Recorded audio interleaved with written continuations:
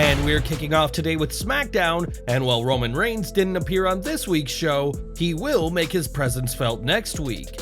During a segment this week, it was announced that Reigns and Jey Uso will meet face-to-face next week to discuss the rules of engagement, according to the Tribal Chief's special counsel, Paul Heyman. It was on last week's show that Jey laid out the challenge to Reigns, daring him to accept Jey's demand for a title match at SummerSlam in a few weeks' time. On Smackdown, Heyman blamed Jey for what happened to Jimmy Uso last week, and Solo Sikoa claimed he would never forgive Jey, and a brawl quickly ensued. That brawl resulted in Jey delivering chair shots and super kicks, with Heyman being leveled by one of the kicks, and we wonder what Roman Reigns will have to say when he returns to SmackDown next week. Even before he was the Tribal Chief, Roman Reigns was one of the most featured WWE superstars we've seen in years, with countless shows and features on the network, including him. Now, the undisputed WWE Universal Champion will have a showcase of his own, as the Wrestling Observer newsletter reports that A&E is currently developing a biography on the head of the table. From growing up in the Anoa'i family, to the backlash to his main event push, to becoming the Tribal Chief, Reigns has had an interesting life, and fans will get to learn more about it soon enough in this new documentary.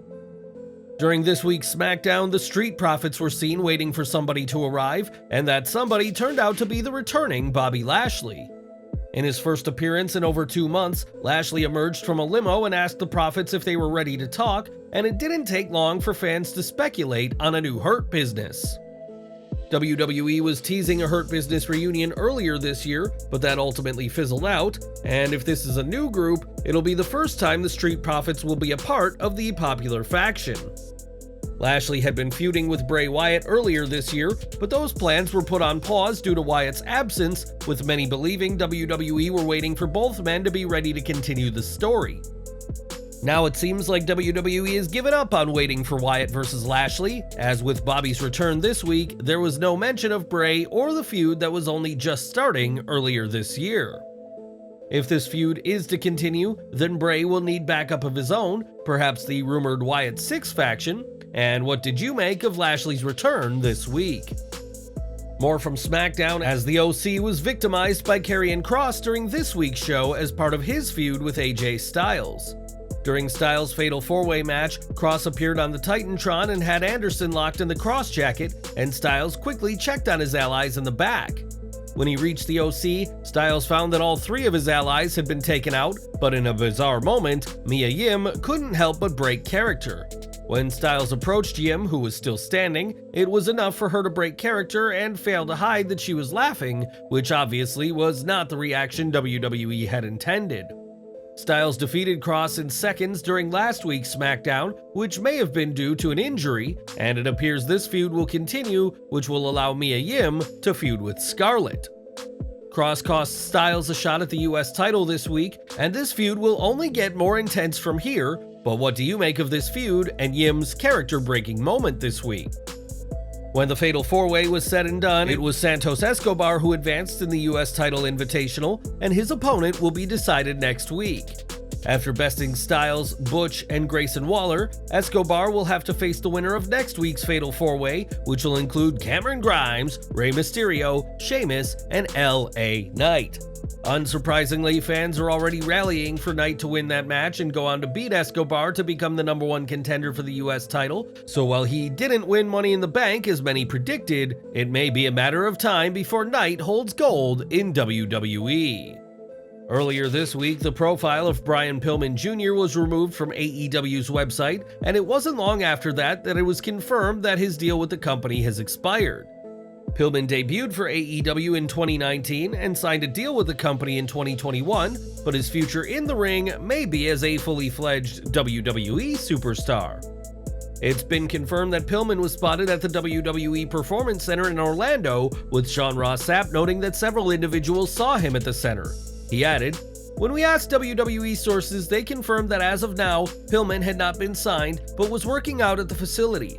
We are told that what he's doing resembles a bit of a get-to-know-you meeting, and that WWE had immediate interest when he became available. We are told that things regarding a lot of the people they bring in are being kept close to the vest, but that Pillman was in plain sight of many others at the PC."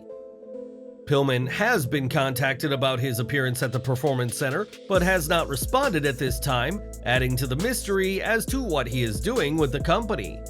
WWE are interested in signing Pillman, and him being at the Performance Center is a good sign for the company, and after years in other promotions, it may be time Pillman joins WWE.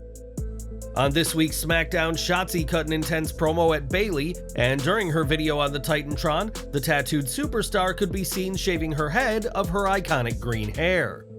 For SHOTZI the character, this is in retaliation to Bayley recently cutting off some of SHOTZI's hair, but for SHOTZI the person, the reason for this head shaving is far more personal. On Instagram after SmackDown, SHOTZI revealed that this head shaving is in tribute to her sister Shawn, who is battling liver cancer, and the SmackDown star called her sister an inspiration. As a result of fighting liver cancer, Shawn has been undergoing chemotherapy, which results in hair loss, and SHOTZI shaving her head was a sign of solidarity with her sister. SHOTZI's intense promo was definitely a highlight of SmackDown, as her character spoke of being in control, and her words clearly rattled Bayley, who watched from the ring.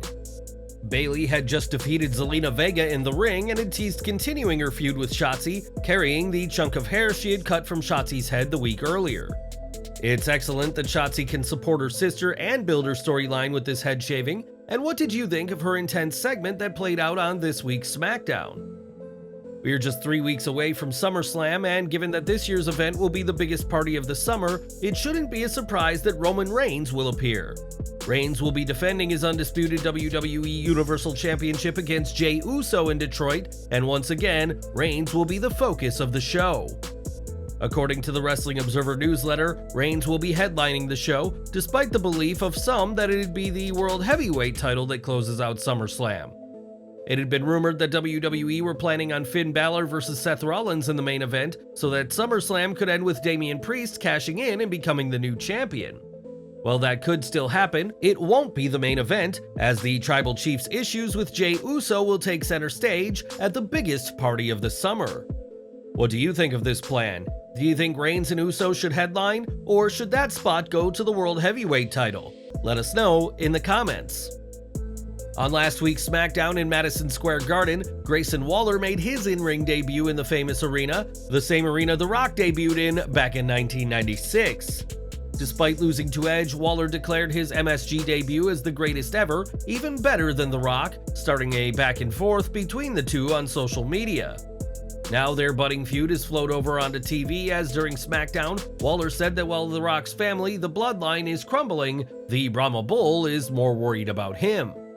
It does appear that Waller is playing a character akin to Randy Orton's Legend Killer persona, as The Rock is the latest on the Australians list that includes John Cena, Edge, and AJ Styles. Unfortunately for Waller, if a match with The Rock is the plan, it's one he'd almost certainly lose, and for as featured as Waller is, he remains winless since coming to the main roster. During their online back and forth, Waller even teased sharing the ring with The Rock, inviting him onto the Grayson Waller effect, but the Brahma Bull has not publicly responded to the invitation. The fact that WWE approved Waller mentioning The Rock is interesting, and is perhaps a sign of something between the two at SummerSlam, in what would be just the latest high-profile outing for the cocky Australian. More from SmackDown, as Pretty Deadly were again in action this week, and picked up an impressive win against the Brawling Brutes. Interestingly, during their entrance, Pretty Deadly's segment included a CGI disco ball, which hardly seemed out of place for the pair, but before the match began, a real disco ball could also be seen. Despite a ferocious effort by the Brutes, with special kudos to Ridge Holland, Pretty Deadly got the win thanks to a leg drop after Holland had been sent into the exposed turnbuckle. Kit Wilson and Elton Prince have only been on SmackDown for a short period of time, but have already become quite the team, and with the pair aligning themselves with US Champion Austin Theory, expect bigger things in the future of Pretty Deadly.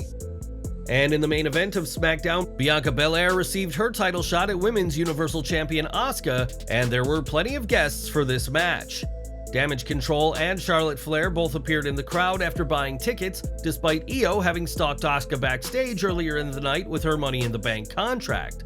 As for Charlotte, she had an agreement with Belair earlier in the night that if Bianca won the title, the pair would face off at SummerSlam, but that title change wasn't meant to be this week. When Belair hit a KOD at ringside, Io teased cashing in, but a spear by Charlotte that accidentally struck the EST would cause the DQ. When Io went to cash in, Bayley would try and get the ref's attention, giving Asuka time to mist Bayley and escape the arena as still the women's champion. Many have predicted a triple threat between Asuka, Bianca, and Charlotte for SummerSlam, but we wouldn't be surprised to see Bayley and Sky thrown into the mix, as the Empress has plenty of challengers for her title right now.